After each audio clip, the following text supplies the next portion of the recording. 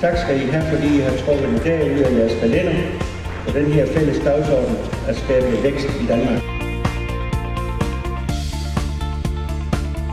Man bliver meget glad.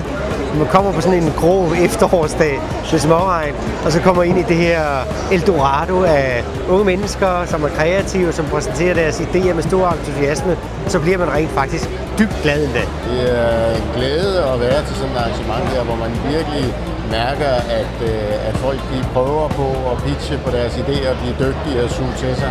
Det er en meget stor fornøjelse. Det er rigtig vigtigt, at unge lærer om iværksætteri, fordi at, det er jo det, der skaber fremtidens virksomheder og fremtidens arbejdspladser, det vi skal leve af i fremtiden.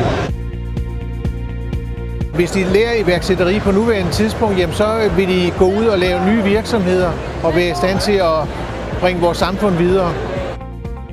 Jeg synes, niveauet er højt, og jeg synes, at det er endnu højere end sidste år. Og det skyldes måske også, at der er så mange flere i år, end vi havde mulighed for at tiltrække sidste år. Så jeg er meget imponeret over niveauet. Vi har lært, at du skal være meget kreativ, og at du skal kunne fremstille nogle produkter. Du skal kunne vise, hvordan du kan markedsføre dem.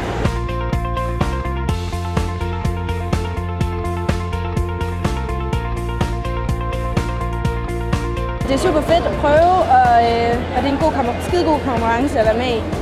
Ja, det har i hvert fald været over al forventning, synes jeg. Ja. Det har været mega fedt. Det har været rigtig inspirerende at høre alle de andre iværksættere og blandt andet der går videre konkurrencen om, hvordan de har gjort det anderledes end os.